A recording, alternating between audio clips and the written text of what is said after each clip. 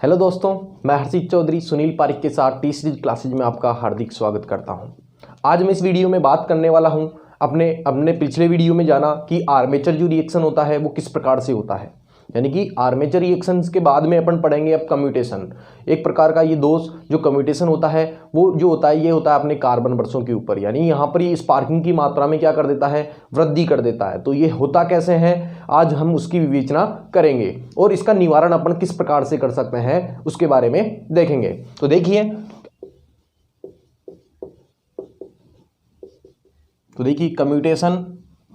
Commutation जो है इसको हिंदी के अंदर कहा जाता है दिक् परिवर्तक।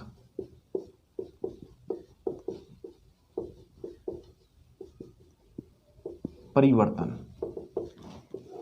देखिए ये जो कम्यूटेशन होता है, ये जो कम्यूटेशन है या दिक् परिवर्तन है, ये एक ऐसी स्थिति के अंदर पैदा होता है, यानी कि जब अपनी जो कॉइल होती है, यानी कि जो अपना आर्मेचर जब घूर्णन गति करता है तो उसके साथ साथ आपके कम्यूटेटर सेगमेंट्स भी घूर्णन गति करते हैं। और जो कार्बन ब्रशें होती है वो कम्यूटेटर जो सेगमेंट्स होते हैं उनको इस प्रकार से क्या करती है, एक कॉइल को शॉर्ट करती है और शॉर्ट करने के बाद उसमें एक ईएमएफ प्रेरित हो जाता है। और ईएमएफ प्रेरित होने के बाद या उससे पहले जो करंट की डायरेक्शन होती है, यानी एक कॉइल जो होगी उसमें करंट की डायरेक्शन बार बार क्या होती है, परिवर्तन।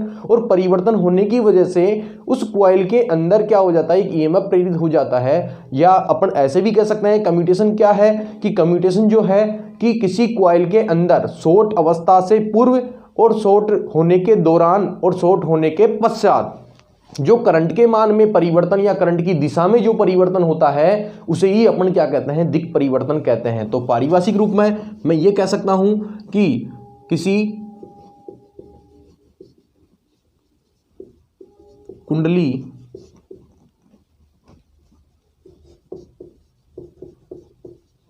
शॉर्ट होने से पूर्व तथा शॉर्ट होने के दौरान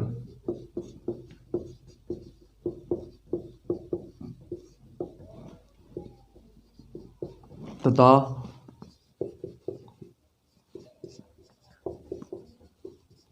शॉर्ट होने के पश्चात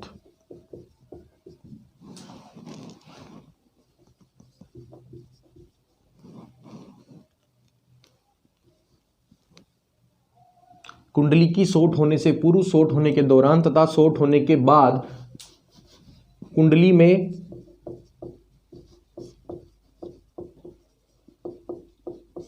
धारा परिवर्तन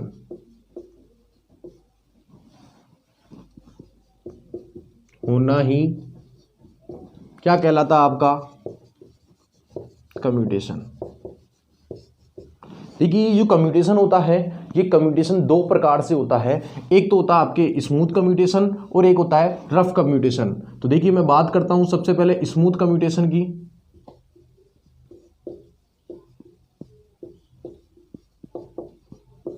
और एक होता है आपके रफ कम्यूटेशन। देखिए इनको अगर मैं सरल तरीके से बताऊं आपको कि स्मूथ कम्यूटेशन क्या होता है और रफ कम्यूटेशन क्या होता है, तो स्मूथ कम्यूटेशन उसे कहेंगे कि जिसमें धारा का जो परिवर्तन है, यानी आर्मेचर की जो कॉइल शॉर्ट कॉइल है, इस कॉइल में अगर धारा का जो परिवर्तन है वो तेजी से हो रहा है। क्या हो रहा है, तेजी से नहीं होगा, इसमें क्या होगा आपके धीरे धीरे, यानी आर्मेचर कुंडली में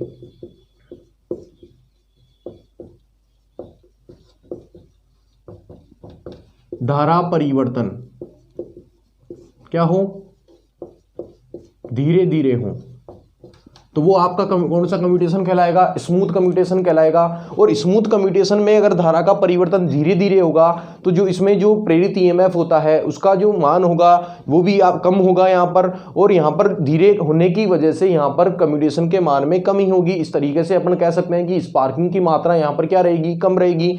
जबकि जो रफ कम्यूटेशन होता है इसमें जो आर्मेचर की आपकी क्या होती है, कुंडली होती है, यानी आर्मेचर जो कुंडली होती है उसमें धारा का जो परिवर्तन होता है वो क्या होता है आपके, तेज होता है, जिसको अपन बोलते हैं तीव्र गति से होता है, तीव्र गति से। तो वहां पर रफ कम्यूटेशन कौन सा होगा, रफ कम्यूटेशन। ठीक है, तो ये दो प्रकार के कम्यूटेशन है। इसमें जो आपके हैं रफ कम्यूटेशन, इसमें स्पार्किंग की मात्रा क्या होती है, उच्च होती है, यानी स्पार्किंग क्या होगी, उच्च, और इसमें स्पार्किंग क्या होती है आपके निम्न। अब देखिए जो कम्यूटेशन है इसका थोड़ा विवरण करते हैं कि ये होता क्या है, यानी कि जो कम्यूटेशन है ये किस स्थिति में हो रहा है। देखो मैंने परिभाषा लिखी है, तो मैं एक आर्मेचर है उसको एक सीधे तरीके से अगर बताऊं आपको कि जो आपका गोल क्या होता है, आपका कम्यूटेटर होता है, उस कम्यूटेटर को अगर मैं सीधा काटूं और एक सीधा रेखा के रूप में परिवर्तन करूं, तो देखिए इस प्रकार से क्या कर दिया मैंने, एक कम्यूटेटर सेगमेंट्स बना दिए। इस सेगमेंटों के साथ में मैंने क्या किया है, यहां पर आप क्या कर सकते हो, कोई भी कॉइल जोड़ सकते हो।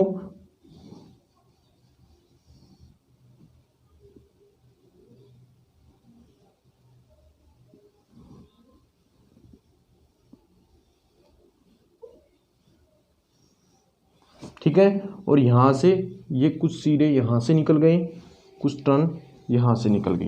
देखिए मैं यहां पर 4 स्थितियां बना रहा हूं और 3 स्थितियां बना रहा हूं। उन 3 स्थितियों से अपने को पता लगेगा कि कम्यूटेशन हो रहा क्यों है। यानी परिभाषा तो अपने दे दी है कि परिभाषा देने के बाद में ये 3 जो स्थितियां हैं इनसे अपने को पता लग पाएगा कि कम्यूटेशन जो हो रहा है वो किस कारण से हो रहा है। तो देखिए यहां पर भी मैं क्या करता हूं,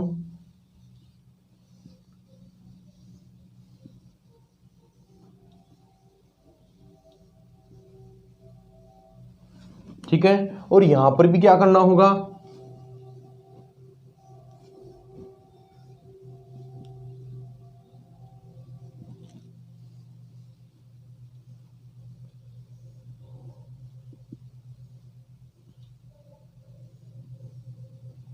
देखिए ये जो स्थितियां हैं, सबसे पहले बात करता हूं मैं, इसका नाम दे देता हूं S2, इसका नाम दे देते हैं S1, इसका भी कुछ भी आप मान सकते हो।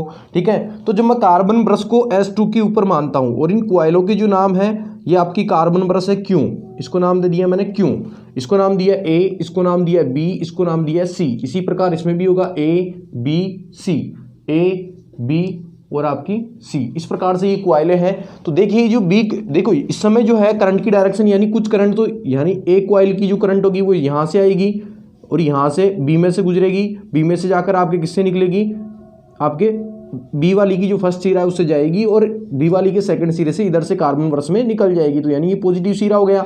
और इसी प्रकार ये जो कॉइलें हैं इनसे करंट आएगी और यहाँ से ऊपर की ओर और यहाँ से इस कॉइल से यानी सी वाली कॉइल के दूसरे सिरे से इधर से बाहर की ओर निकल जाएगी। तो अभी जो देख पा रहे हो आप कि जो बी वाली कॉइल है उसमें करंट की डायरेक्शन कैसे है, क्लॉकवाइज। ठीक है, और अब शॉर्ट होने के पश्चात देखना है कि शॉर्ट होने के पश्चात क्या होगा, शॉर्ट होने के बाद क्या होगा, पश्चात का मतलब बाद, और शॉर्ट होने के दौरान क्या होगा। तो देखिए यहां पर ये कौन सी है S2 और यहां पर ये कौन सा S1। जब कार्बन ब्रश जो है आपकी यानी Q वाली जो कार्बन ब्रश है ये जब किस सेगमेंट को छूती है, 2 सेगमेंटों को छूती है, यानी S1 और S2। जब ये घूर्णन गति मान लीजिए इस तरीके से कर रहा है और ये भी इस तरीके से, लेकिन अपने को अभी ये घूर्णन गति इस तरीके से कर रहा है तो अपने को प्रतीत हो रहा है कि कार्बन ब्रश तो पहले यहाँ S2 पर थी, आपने किसका किसको S1, लेकिन ये प्रतीत हो रही है ना कि अपन कार्बन ब्रशों को किसकाते किसको है, आर्मेचर को। जब आर्मेचर यूं घूर्णन गति करेगा तो आपका अब कौन से, यहाँ पहले 2 को छुएगा एक बार सेगमेंट, 2 सेगमेंटों को छुएगा कार्बन ब्रश और एक बार फिर क्या होगा, एक सेगमेंट को, फिर आगे के 2 सेगमेंटों को। इस प्रकार से ये कार्य करता रहेगा क्योंकि घूर्णन गति इस प्रकार से है। तो मैंने इस प्रकार से दोनों सेगमेंटों को क्या कर दिया, शॉर्ट कर दिया। अब शॉर्ट करते ही आपकी बी वाली कॉइल जो है वो भी क्या हो चुकी है, शॉर्ट हो चुकी है। और देखिए शॉर्ट होने के पश्चात इसमें क्या होगा, देखिए ए वाली कॉइल में तो करंट की डायरेक्शन इस प्रकार से, तो यहां से बाहर की ओर निकल जाएगी। ठीक है, और सी वाली में भी इस प्रकार से है। लेकिन जो आपकी ये वाली कॉइल है, कौन सी, आपकी बी वाली कॉइल, इस कॉइल ये दोनों शॉर्ट हो चुकी है। तो शॉर्ट होने के कारण इसमें क्या होगा, एक ईएमएफ प्रेरित हो जाता है। उस ईएमएफ को अपन कहते हैं रिएक्टिव ईएमएफ। ठीक है, कौन सा ईएमएफ कहते हैं, रिएक्टिव ईएमएफ कहते हैं। और ये किस कारण पैदा होता है मैं इसका भी अभी वर्णन करूंगा। तो देखिए यहां पर शॉर्ट करने से इसमें क्या हुआ कि शॉर्ट करने से जब ये क्या हो रहा है, देखो यहां पर जो फ्लक्स है, इसका जो मुख्य फ्लक्स होगा, उस मुख्य फ्लक्स में ये क्या कर रहा है, घूर्णन गति कर रहा है। मुख्य फ्लक्स में जब ये घूर्णन गति कर रहा है आर्मेचर, तो ये कॉइल भी इसमें क्या कर रही है, घूर्णन गति कर रही है। और घूर्णन गति कर रही है तो इस कॉइल के अंदर भी क्या होगा कि एक ईएमएफ प्रेरित हो जाएगा, क्योंकि इसने अपन ने क्या कर दिया, सभी कॉइलों में ईएमएफ प्रेरित होता है, लेकिन इसको शॉर्ट किया है, तो शॉर्ट करने से इसमें क्या होगी, जब ईएमएफ प्रेरित हो रहा है तो क्या होगा, इसमें एक करंट का प्रवाह होगा, यानी करंट का मान क्या हो जाएगा आपके, बहुत ही हाई हो जाएगा। लेकिन जब तक ये शॉर्ट रहता है तब करंट का मान कितना माना जाता है आपके, शून्य। यानी जब तक शॉर्ट सर्किट अवस्था रहेगी तब आई का मान कितना रहेगा, इसके अंदर 0 रहेगा।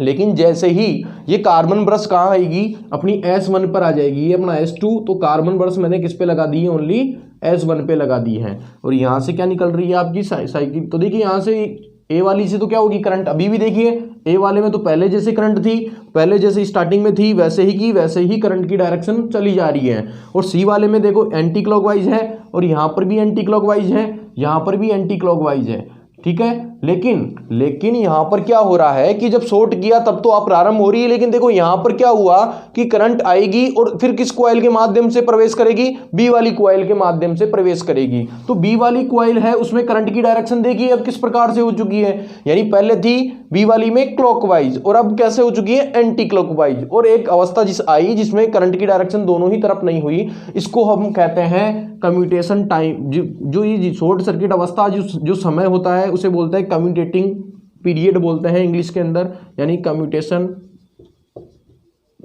का समय, कम्यूटेशन समय बोल सकते हो, समय अंतराल बोल सकते हो, ठीक है।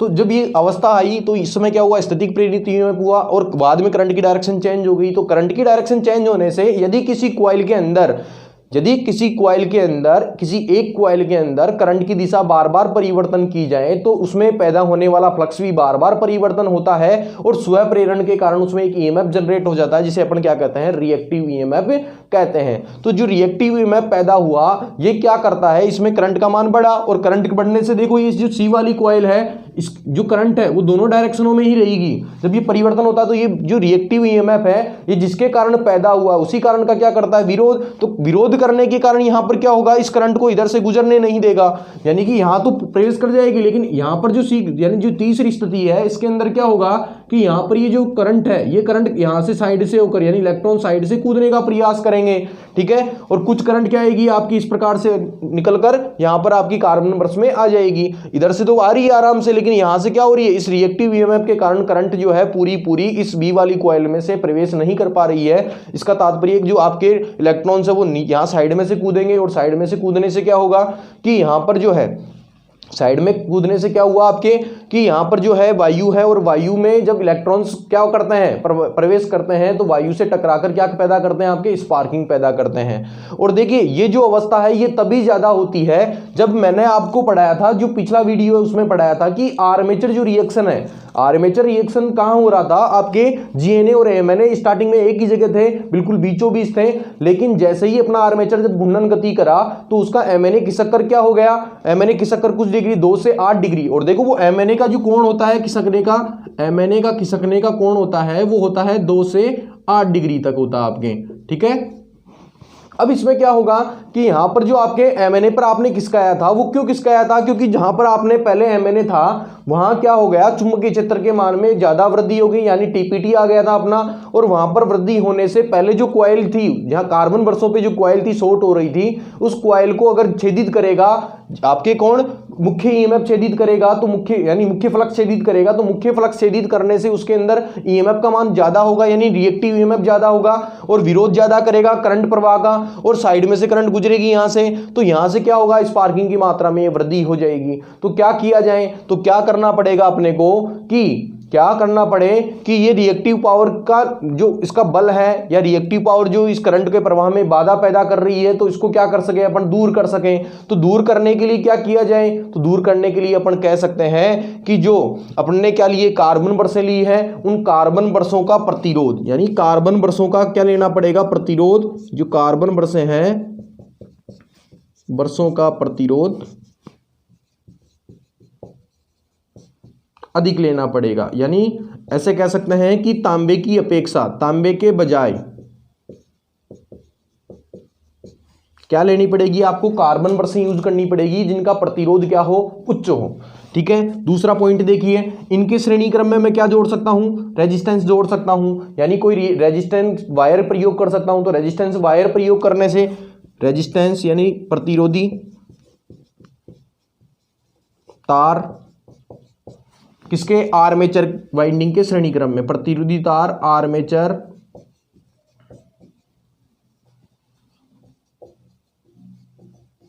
वाइंडिंग के या चालक के श्रेणी क्रम में जोड़कर। जो श्रेणी में जोड़ने से क्या होगा कि श्रेणी में जोड़ने से यहां से जो इलेक्ट्रॉन्स कूद कर आ रहे हैं उनकी जो गति है उनमें क्या हो जाएगा, अवरोध पैदा हो जाएगा और यहां पर स्पार्किंग की मात्रा आपकी क्या हो जाएगी, कम हो जाएगी। इसी प्रकार अगला जो तरीका होता है वो होता है इंटरपोल। देखिए इंटरपोल जो होता है, इंटरपोलों को कहा जाता है अंतरध्रुव।